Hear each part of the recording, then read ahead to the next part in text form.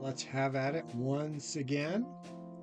It is the 22nd of July, 2025. It's only 9:30. We are now 1 month after the longest day of the year. The sky is still a bit blue up there, so we haven't entered into sky dark, which is why I'm featuring as our first study Messier 57, the Ring Nebula in Lyra. You're seeing a bit of a ghost of the image here. It's because I went inside for about 5 minutes to prep. Put on something warmer because it's starting to chill out here. We're in a high desert here at about 3,000 feet, and even if the temperatures get up into the 90s, by the time the sun has set, it's down to about 70 degrees and cooler. We've got quite a histogram displayed before me.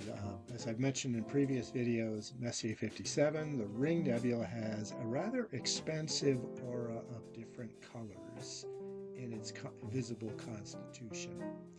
As a planetary nebula, its 15th magnitude central star is spewing out quite a bit of hydrogen and other kinds of gases that are highly ionized by its very high surface temperature, probably somewhere in the 25 to 75,000 degree centigrade range. Basically, such stars are aging out. Many of them have a ghostly shell about them. This is quite present.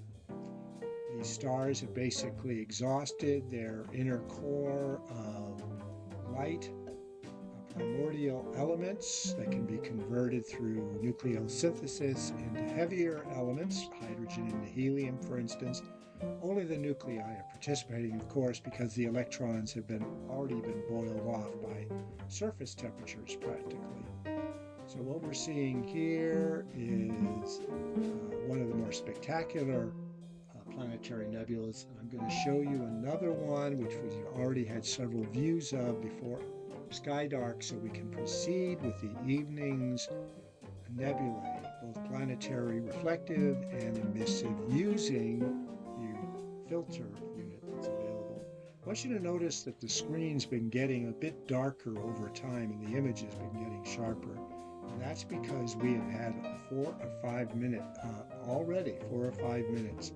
of stacked 30-second images, which gives quite a view, but unfortunately does not make for really a high number of studies to be captured in a single evening's outing.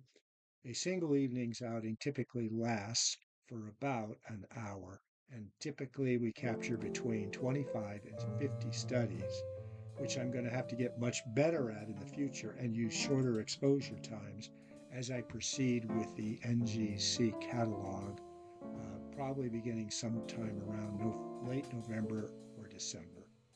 So let's go have a look at that Dumbbell Nebula next. What we are seeing here is a single 30-second stack of the Dumbbell Nebula with the sky visibly still blue overhead. I can, of course, try to get a better view of it, and it certainly has achieved it, by simply using the left slider on the histogram to capture more light from the nebula by moving it to the left. Let me show you what it's like if I move it all the way to the left. Now the screen is over bright, and if I move it all the way to the right, now the screen is very grayish. Typically with a histogram, you want to capture it in the brighter regions from the right to the left to give a good high contrast view, and this one certainly qualifies, especially given the fact we have not entered into sky dark yet. And as I noted in the previous video, once you can no longer see any color in the sky, and once you no longer see any reflection of high thin clouds, especially when you're having to look at a screen, the sky is dark enough for real-time imaging using such a system as the ZWO CCD imager. We've now moved distinctly south. So the Ring Nebula was almost overhead and vertical. Dumbbell Nebula was off towards the south and the east. And what we're seeing now in the Lagoon Nebula, Messier 8, is pretty much to the south, although it's about 15 degrees from culminating at this point. Since we are using a nebula filter, it does enhance the presentation. However, as noted in previous videos, nebula filters are terrible for galaxies. They typically knock off 3 to 4 magnitudes in terms of light grasp from galaxies, which have a much broader spectrum, and much of that spectrum gets cut off by the nebula filter, which is basically looking for things like hydrogen alpha, emissive nebulosity, and some reflective, and most of the reflective nebulosity is also coming off of hydrogen. So there's our view of Messier 8, the Lagoon Nebula, and Sagittarius. Now on to our first study of the evening. We're seeing here is a rather brightish planetary nebula in Sagittarius, NGC 6818. Magnitude 10, 22 by 15 arc seconds. Unfortunately, it's relatively featureless.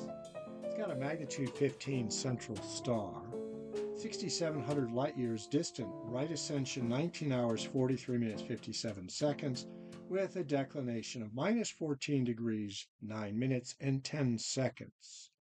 What I'm going to do is pause just a little bit and then resume capturing this image after it goes through its second pass. Unfortunately, the second pass demonstrated it could not find matched triangles, which means it could not do a layering on top of the first one. So let's move on. Here we have our second pass on NGC 6820 that I just pushed up to 300x zoom. Stars don't look very good. We're actually viewing NGC 6820 Nebula in Vulpecula, magnitude 15. Whoa. 40 by 30 arc minutes. That's peculiar. 6,000 light years distant. Right ascension 19 hours 42 minutes 28 seconds. And plus 23 degrees 5 minutes and 17 seconds. It's a pure nebula, so we should back off completely and see if we can detect any wisps of reflective nebula whatsoever in the screen. I'm not seeing it. Let's move on. Here we're seeing a nebula and open cluster in Vulpecula, very close to the last one. NGC 6823 is this one. 6824 is kind of up and to the left from there, if we can see it at all. 6823 is magnitude 7.1, some 12 arc minutes in size, with many stars, with only some 30 stars, broadly spread out, but they should all relatively be of the same magnitude. It's a class Latin 1, numeric 3. Light ascension 19 hours 43 minutes 9 seconds with a declination of plus 23 degrees 18 minutes. There's our view. All right, we're getting a lot of aperture block on NGC 6826 because it's fairly far north, but I went for it anyway. We're at plus 50 degrees 31 minutes and 30 seconds, and I doubt we're getting much more than 2 inches of aperture on it. But it's fairly bright at magnitude 8.8 large, 27 by 24 arc seconds. A little zoomage. Let's just go to 150x. Shows that it has a magnitude 10.7 central star, 5,200 light years distant. It's got a right ascension of 19 hours 44 minutes 48 seconds with that declination of plus 50 degrees 31 minutes and 30 seconds. Should provide a pretty decent view if the full aperture could be exposed to this planetary nebula 6826. Here we're getting a partially aperture blocked view of NGC 6833. The planetary nebula is in Cygnus, magnitude 13.8, but a mere 2 arc minutes in size. Kind of hard to tell if it's anywhere on the screen. It's got a magnitude 15.1 central star, but its overall magnitude is 13.8. 15,600 light years distant. So it's a ways out. Right ascension, 19 hours, 49 minutes, 46 seconds, with a declination of plus 48 degrees, 57 minutes, and 39 seconds. All right, we have a relatively large, faint, ghostly planetary nebula in Vulpecula, NGC 6842, magnitude 13.1, fairly bright, reasonably, 53 by 48 arc seconds, but its central star is magnitude 14.5. Let's see if we can tease that central star out. I'm pressing to 100% zoom, about 300x. The view hasn't been improved much. With this 6842 is at 4,500 light years distant. Right ascension, 19 hours, 55 minutes, 2 seconds, with a declination of plus 29 degrees, 17 minutes, and 20 seconds. That is peculiar. We are not seeing that central star as far as I can tell. Backing off to a more reasonable 150x, there is our view. Now on to NGC 6847, a nebula and open cluster in Cygnus. At a distance of 6,200 light years, no specific data as to its apparent size, magnitude, etc., etc. We're at right ascension, 19 hours, 56 minutes, 38 seconds, with a declination of plus 30 degrees, 12 minutes, 46 seconds. I suspect that the open cluster is in this region. Stars are fairly well spread out.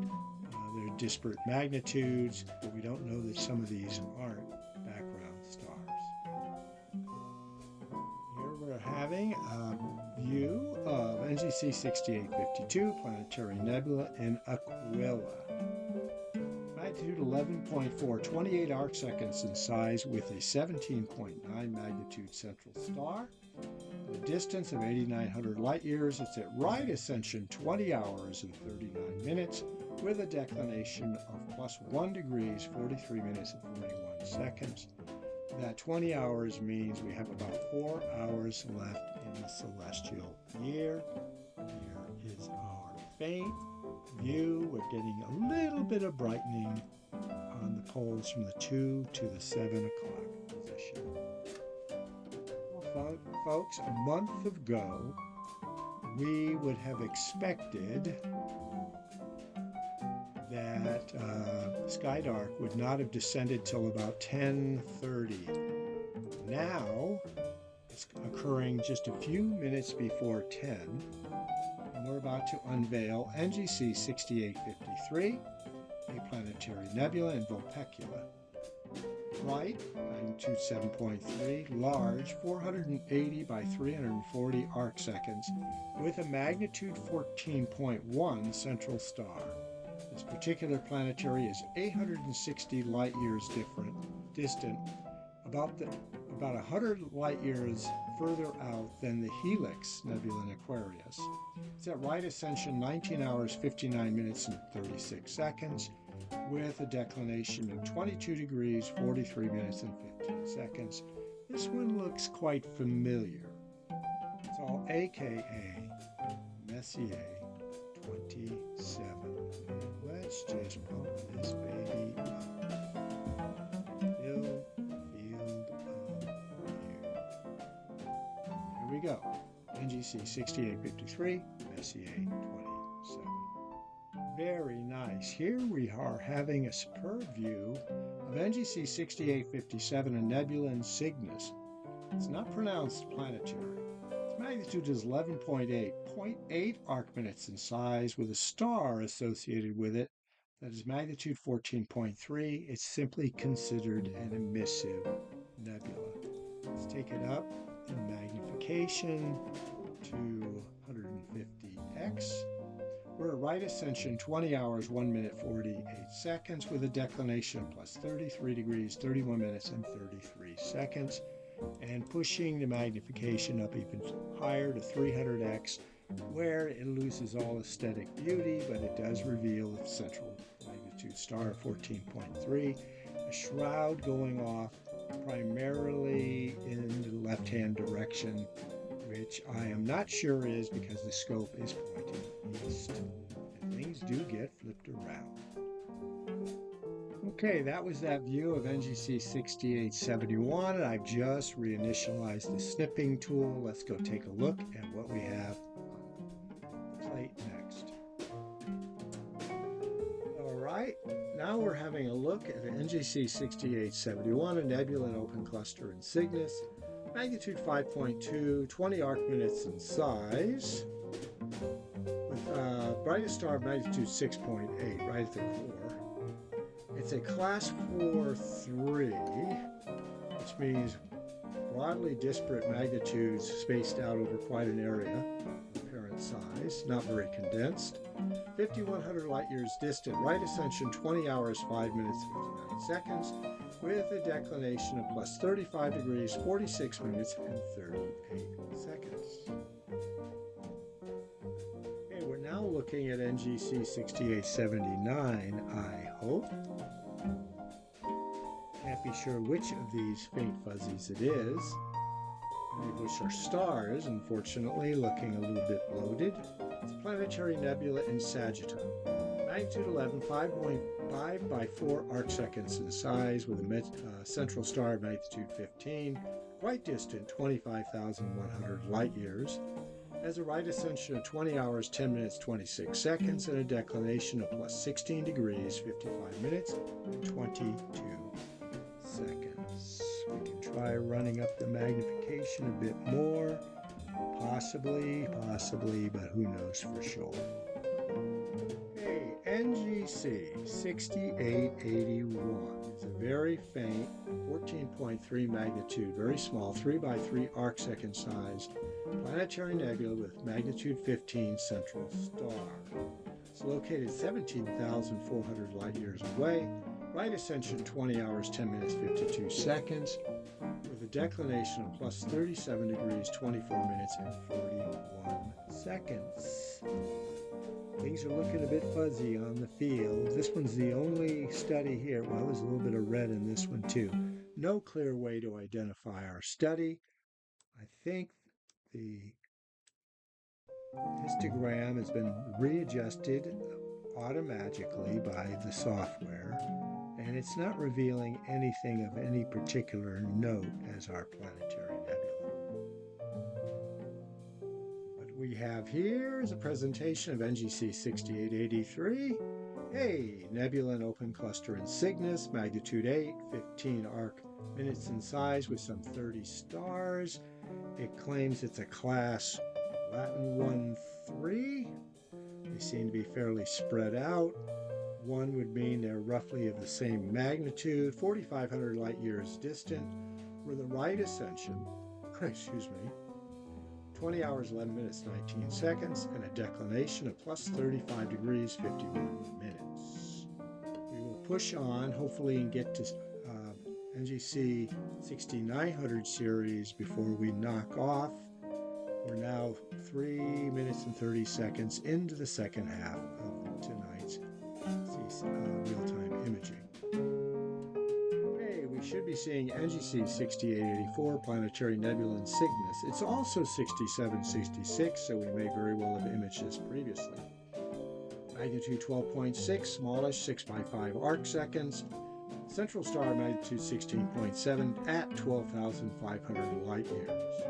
Right ascension 20 hours, 10 minutes, 23 seconds, and that declination of plus 46 degrees, 27 minutes, and 39 seconds means we're getting partially aperture block, pushing the magnification up a bit.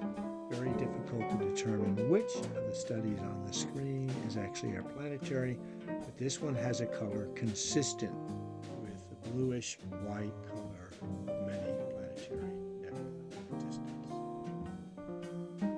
Here we're having a look at another planetary nebula in Sagittarius. NGC 6886, magnitude 12.5, a mere 4 arc seconds in apparent size with a central star of magnitude 16.5. This planetary is at a distance of 14,200 light years, about 7 times that of the Ring Nebula, and this would be about a third the size if brought to the same distance as the Ring. Right ascension is 20 hours, 12 minutes, 42 seconds with a declination of plus 19 degrees, 59 minutes, and 22 seconds. A little bit of zoomage shows us this view with a little bit of a brightening offset to the lower right. Here we're having a first pass view at NGC 6888, Nebula in Cygnus. Just completed our second pass. It's magnitude 1020 by 10 arc minutes in size. It's an emissive type nebula, 4,800 light years distance. This view is basically at 30 seconds. Could darken up the background sky just a wee bit and see if it brings it out in contrast, and that did. I shifted the left histogram slightly to the right. We're at right ascension 20 hours, 12 minutes, 6 seconds with a declination of plus 38 degrees, 21 minutes, 17 seconds. The view is quite good. We look for some kind of a faint frontier here. We're seeing it, all kinds of texture in the brighter regions. This reflective nebulosity region here and hints of more reflective nebulosity there. And should we zoom in, we can encompass the entire 20 arc minutes of this beautiful, expansive, nebulous region right along the spine of Cygnus. Here's our view of NGC 6891, which I assume is this brightish glowing orb there. Planetary nebula in Delphinus.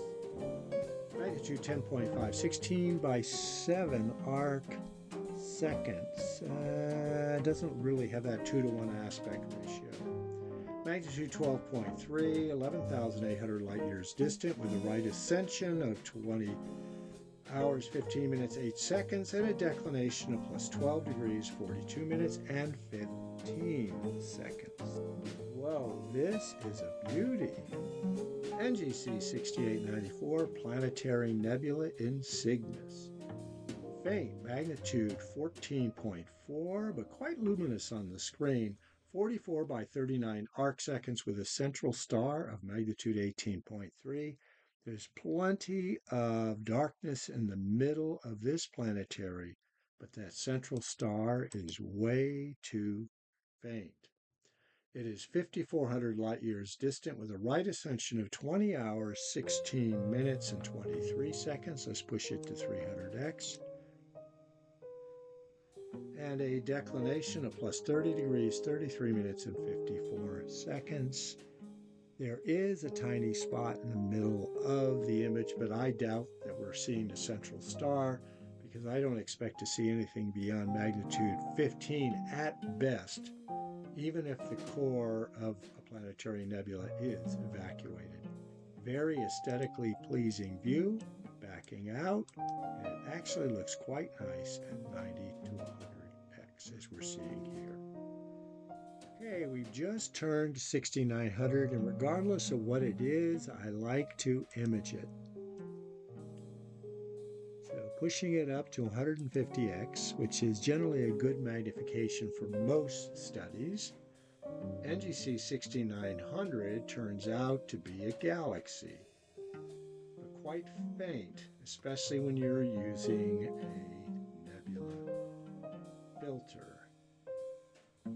Give you the data on it before we surge ahead with one more study that may be of particular interest. I'm just going to adventitiously go through the next 6900 series. NGC 6900 is a galaxy in Aquila, the Eagle, magnitude 14, 1 by 0.8 arc minutes. So it has an average surface brightness of about 14.2 or 3.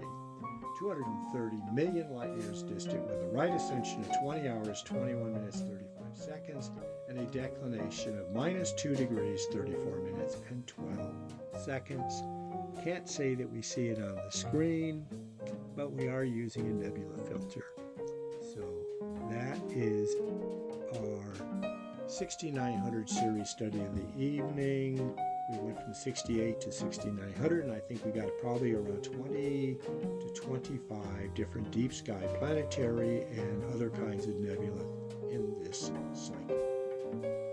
Here we have our final study of the evening, and and should be included in the next series, which will run from 6900 to about 7023 or so. That's the last planetary I plan to capture for the summer season, because after that I will remove the nebula booster filter and we'll go back to touring general studies in the sky. Here is our planetary 6905 and Delphinus magnitude 12, nice and large, 44 by 38, just the way we like to see him. It's got a magnitude 14 central star, 5,700 light years distant. That central star is a little bit off axis from what I can tell. It's at right ascension 20 hours, 22 minutes, 23 seconds. Oh, it's too bad it wasn't 20, 21, 22, but that's okay. Declination is plus 20 degrees, 6 minutes and 16 seconds. And with this view, backing off for a little bit more aesthetics at 150x, I am going to bid you